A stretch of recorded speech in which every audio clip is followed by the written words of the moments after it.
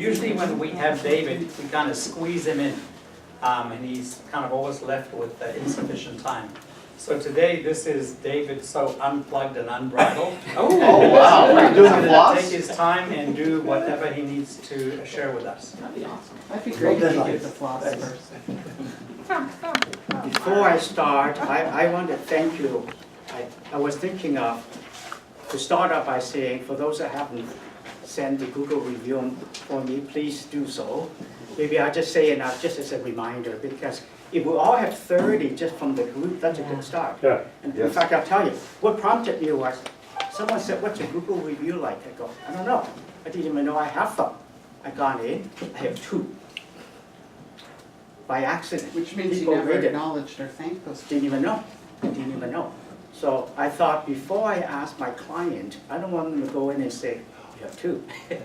So I asked the group, so again, please, for those that did it, you did, thank you. Yeah, I just wanted to ask a question about that too, or maybe a reminder. Did you send out thank yous to everybody who did it? And do we have maybe a I don't even standard? know how. Okay, You mean so- separately or through that? Separately, like heartfelt card, either a send out card, a handwritten Yes. card, I don't know if I did. at the I don't very think I least did. an email Yes. to say, like acknowledge that person for taking the time. I'm That's a not great necessarily thought. meaning us, No, but. but I mean like Everyone our who does. people. But I think it's important too for ourselves. So if anybody has done that and they have something that we could kind of use as a base, that'd be awesome. Yeah. Send it off to me and or Zan, and we'll go from I there. like that, thank you. It's And a I- very I think it's worth I usually brownies. do that. It's like, thank you for your kind words. I really appreciate you taking the time to provide a review.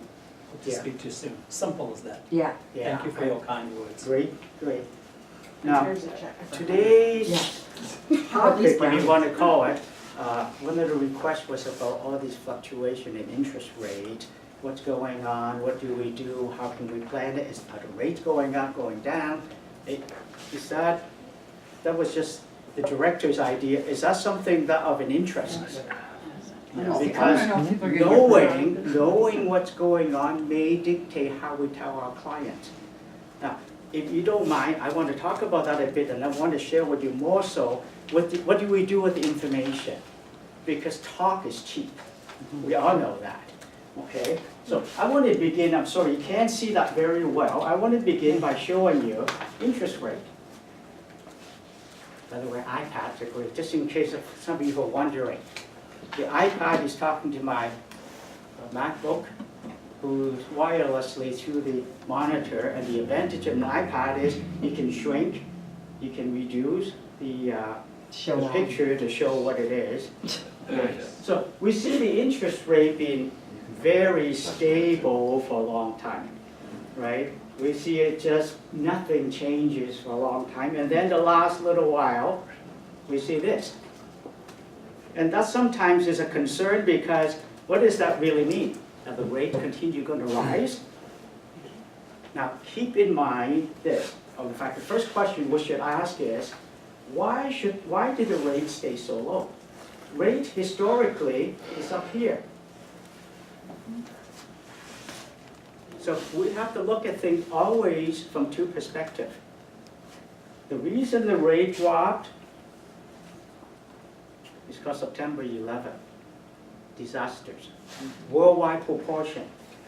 We have to lower the rate to stimulate the economy. And the fact that it stays so low for so long tells us something, that things were bad. We have to acknowledge that. Why are the rates on the way up? Things are getting better. Come on. So don't just sit there and go, oh, I'm going to pay more. No, things are getting better. Now, by knowing those information, for us as consultants, should be able to help our client make decisions better. If I were to say to you with certainty that there's a recession coming, and I've been talking about that many times, if there's a recession coming, would you change your advice to your buyers? Okay, this is not going to happen, but if we know for certain that by January 31st, 2019, price is going to drop by 50%, would you tell your clients things differently? Now, unfortunately, we don't know with certainty. Now, there's a fellow out there, I'm not going to name his name, he's been saying there's a recession coming, prices are gonna crash. He's been saying that for 15 years. You'd be right eventually. Huh? Oh, yes. And when it happens, when it See, I was happens, right. he's- see, I told you. Gee, there Right? is no Just like the greater world's gonna rule. end. Yeah, yeah, they'll get it right eventually. Adjusting it. So what we need to be concerned with is, what do we know? So here are some of the things we look at. It's not about us. It's not about just Canada. Politically, we talk big. We're gonna do this, we're gonna do that. We're not gonna take it from Trump. We're not gonna, come on. Bottom line is money has no political bound. Money is money. Everything is down to money. The rest are just noise. In Europe, they're not well. They're still not well. Okay? They are still in this so-called interest rate hole. They're still in this quantitative easing, even though they are slowing it down. They have a plan that is a 10-year plan. Some are 7 years. The US have a plan to do it in 6.5 years. So what the US are doing is they're raising the rate now. They figure the economy is well enough to support the higher rate.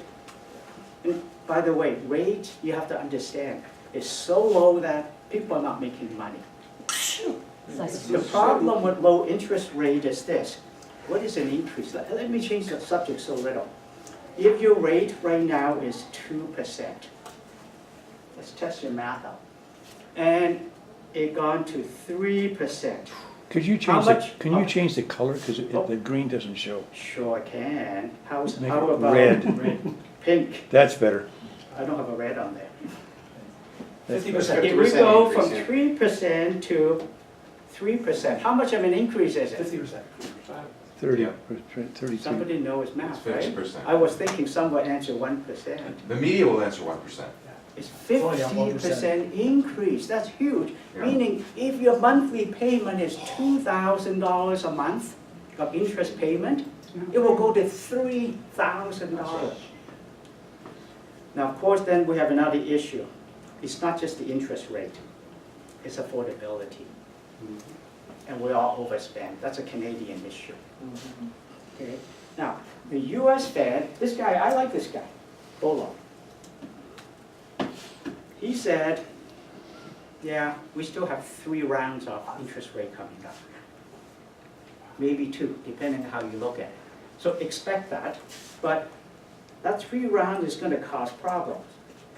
They thought they could raise the rate. Now, Canadian will always go, we don't follow the US, we are our own people. No, we don't follow them. The week they raise the rate, we won't. We'll wait till 2 weeks later, then we do it, right? That's not following. So it's different. But as of yesterday, now these huge changes, when I prepared this 2 weeks ago, rates were on the rise. And I have to change all my presentation because over the last couple of days, a lot of things changed. This is yesterday or the day before's article, even though it said here somewhere it was yesterday. Well, it looks like that the July rate increase by the Fed's going to go back a little bit. That means things are not as well. So this is what we call short-term rate. Now here's the Canadian rate on the bottom there. You can see we held it steady for a long time. Long time. In fact, we dropped it some more and then we started increasing it just recently. And it's still historically low. Come on. How many of you remember the 12% interest rate? 16%, 22%. What happened to the housing market? Did it die? No, life goes on. We just find ways to do it. So all these are just talks. There will always be fluctuation. Now, what I like to do is introduce to you a new terminology, which you're going to hear a lot of it. It's called a yield curve. How many of you are familiar with the yield curve? Oh, good. That side must be the smarter side. The banker. What the yield curve tells you is, you take, where you used to say, okay, if the 1-year rate is this, then 2 years should be a little bit higher because I'm taking a little bit longer chance on you. A 5 years is higher, and a 10-year and so on is higher. That's a typical, we call that a normal yield curve because we expected that. Then there's a thing called a flat yield curve. as I show in the middle here, meaning short-term, long-term is about the same. Why? When that happens, we say, we're not really sure what things are going to happen. 5 years from now, I don't think rates going to go up much. 10 years from now, I don't think things are going to be better than what it is today. So I'm not going to put my investment money in a 10-year or 30-year bond. So that determines the yield. Now, so we look at the difference between short-term and long-term. Now, the buzzword you're going to hear is inverted yield curve. That word is coming. Listen to the news. Inverted yield curve, meaning the short-term yield is higher than the long-term. So in other words, a 1-year rate could be 5% and a 30-year rate, we don't have it in the US, 30-year rate is 3.5. That's inverted, okay? Now, understanding that, I want to tell you one more thing about the inverted. This is what's been happening. This is the graph with the inverted. We are so close to zero with what we call the spread, the difference between the long term. In this example you're looking at is the, I think it's the 5 versus, 2-year versus the, I'm sorry, between 5 and 30 year. If you look at the spread here, that was 2010, 11, it was 300 basis point, 3%. Right now, it's 0.4%, the difference between long-term and short-term. Now, why is that important? Since 1955, how many of you remember that far back? Don't put your hand up. Since 1955, we had 9 recessions. Every time the yield curve inverted, the year at the most, 19 months was the longest, typically 6 to 19 months, recession comes. In March of this year, we came to reverse. We didn't invert, came close. The gap is very low. Now, think about this. If the US Fed raised the rate twice more, never mind about 3, and let's just assume it's only a quarter point, that makes it 50 basis points. This gap is gone. Every quarter point brings them $100 billion more a month just to pay for their debt, the $21 trillion. Yes. So they can't raise rates that much. Well, that's another issue altogether. Well, it's part of that. Not to prolong this, give you a little bit more sense. Here is the yield curve between a 30-year and a 10-year since July 2007. How many of you remember 2007 and something happened in 2008? Okay. Now, the way to read it is this. Here's the 30-year. Here's the 10 years. The difference between this. Now, you can't read it, I'll tell you. At the end here, it says 3%. On the bottom here, it says 2.82%. So the spread is 0.18%. That was 2017. These are just some examples. Perhaps it's not good to show it in a group. David, was that 2017? 2007. Yeah, 2007. Okay. Now, on the bottom, this is, I guess I can. Just in case some of you want to know when the last recessions were, these were the last 9 recessions in April 58, 61, 70, 75, 80, 82, 91, 2001, and 2009. So when is our next recession? Well, yield curve doesn't tell you everything. So we see the inversion starting to happen. It hasn't inverted yet. Just some example. We came close the other day. Okay, this is the Canadian. Now you got to look at different yield curves. You're going to see different stats. Some take 2-year versus 30. Some take 10-year versus 15. You can skew the numbers, but it's the general trend you have to look at. This is the Canadian. We're dipping very close to zero.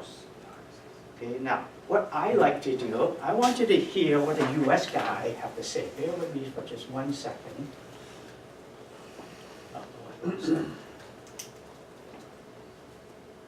This is the federal chair of St. Louis. 5 cautions, most It's only 2 urgent minutes. is yield curve flattening. In fact, you said that it's getting close to crunch time on the yield curve that could actually invert relatively soon.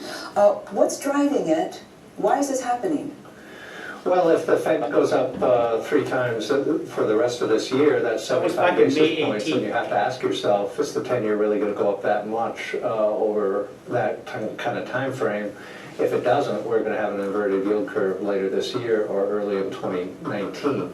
So, I do think it's crunch time for this. I think those that are more sanguine on this issue feel like the 10-year will rise, and we have seen a yield going up here in the last day or two. But the question is, how is that going to proceed over the remainder of this year and into 2019? I don't think we're in any danger right now, No, sitting remember, here he's a today. politician. The yield curve has a nice upward slope, and that's fine. It's not too far off the average slope over the last 30 years or something, but I'd be concerned that we not march into an inversion without our eyes being wide open. And I'd like to add the 10-year note trading at 3.08%. I believe it touched on 3.09. That was Yep. a really big move yesterday. Yeah. But let's just follow on something you just said. You said unless the 10-year note yield were to go up, commensurate with the Fed, I guess that would be another 50 basis points. But there are people on Wall Street right now saying that we're going to get to 3.5% by the end of the year, maybe even a little bit higher. On the 10-year note yield. 10-year, yes, but people are also saying the Fed's going to raise rates 3 times, so that would be 75 basis points, so that would be even flatter yield curve than what we have today. So I tried to get this debate going with a talk late last year and late November last year, and I think it's a good debate to have at the Fed, and I think that the other members are talking about it, and I think that's the important thing at this point. The risk is recession? Well, if the yield curve does invert, and we're not there yet, but if the yield curve does invert, I would take that as a bearish signal for the U.S. economy, because it means that the market has a different view of the future than what the Fed has. So is that your big concern here, that the yield curve inverts and we Yes. get a recession next year? Well, no. The yield curve would invert, that would send a signal. You could argue about how good that signal is, but the San Francisco Fed study on this that came out recently on their letter said that it's been a pretty good signal of problems ahead for the U.S. economy. So I don't think you want to get into that situation without thinking it through. It's the trumpet or? A lot of people ask me, What's the NAFTA curve, and it's gonna have a dramatic impact. I thought Donald said the economy was awesome. So, something to watch out for. If what we see will happen, then we're expecting a recession, 2019, 2020. Don't know. Keep a very close eye on So, it. David, Possibly. just to clarify, these are US stats or these are Canadian that you're talking about? I show you both. You showed us both, I okay. show some of the graph that Canadian, some are Right. US. The videos. That's where the video is American. Now this is a Okay. Canadian graph. This is as of May 18, I think finding the real one. It gives you a sense of that. So you see, this is the Canadian in 2007. That's what we were. Okay, we are here right now. Now, like I said, it really doesn't matter because anybody's guess, right? If I tell you rates were going up, I would have told you that up until 3 days ago. I would have been right up until 3 days ago. Now you say, nah, it's coming back down. So it's anybody's guess in a sense because there's so many factors in play. What's important is, what are you going to do? What do you do? Are you confused? By the way, I love that. This is my grandson from a few years ago. I'll share with you this part, and then I'll open up for questions. Okay? I'm more concerned about us. How many of you have flown on a plane recently? Do you remember every time you get on, there's that boring speech? Fasten your seatbelt, you're going to do this, blah, blah, blah. Right? Here, what can I read? I saw this video on us. There's a foundation called CFSI that want to bring financial literacy to North America because it knows that most of us are not financially literate. She said, when she got to the point where the oxygen mask was shown, all of a sudden hit home and said, what if there is an emergency? There has been some emergency. She said, the point here is very, very good. The first thing they say is, you put it on first before you help someone else. Yeah. Because you're no good to help someone if you're dead first. And that resonated here very well. That begged the question, how many of us are financially healthy, and I don't necessarily mean wealthy. Are we financially healthy enough to give proper advice? Are we, as sometimes we call it, commission breath? Just buy, just buy. I know next year, you're going to lose half the money, but I need a commission right now. Yeah.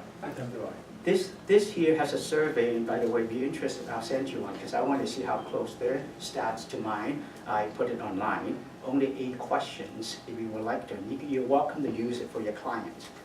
What she said is, they were focusing in the public, when in reality, she said, we need to focus on the financial sector employees or workers first. Can you imagine you go into this institution to tell this clerk that, I can't make payments next month, can you help me? And this worker would sit there and say, yeah, I know what you mean. I'm struggling too. That's a tough issue. So we need to understand our own financial health. Now, they kept it very simple. 3 categories: healthy, coping, or vulnerable. Keep it simple. Now, you notice there's a picture of a monkey with wings on it. What do you see? I look at it and say, okay, depends. If you are healthy, you see money coming in all the time. If you are vulnerable, as they say, money talk, but mine only say goodbye. How do you see that picture? It all depending on your financial status. So that begs the question really is, do we want to look after our own finances? One thing I do know in our profession is that we make good money. We just haven't learned, or some of us haven't learned to keep and grow the money. Money is a currency. How many of you heard of why it's called currency? It's like current, it has to be moving, otherwise it's stagnant, it's no good. You got to let money work for you. You need to grow what you have. Now, it's the topic today. So my topic, to sum it up this morning was really what's going to happen to the interest rate. Short term, I think it's going to rise. Long term, I don't know. I think we're heading into a recession. Now, of course, we talked about many times before is the short-term interest rate and long-term interest rate. The variable rate 1 year, that's one. The 5-10-year mortgage rate is another ballgame altogether. We're talking about the short-term rate. And the second I really want to drive home is what is your own financial health. And I'm happy to sit down with you one-on-one if you want to go through it. Because to me, if you want vulnerable, don't try to go from vulnerable to coping. That's not a good solution. You should learn how to go from vulnerable to healthy. If you're coping, learn to be healthy. If you're wealthy, learn to make your money work for you. Some of you heard me talk about this before. If you are healthy, then you should learn this. What money-making machines do you have? Do you have machines that will make you money? The many. As many of you know, I do mortgages. I can take your money and invest it. There are other things. You do real estate. Okay? How many of us have stories that say, hey, you know, I helped this guy and this lady and this family. They bought for $200, now it's worth $1.5 million. We all have stories like that. Really, how come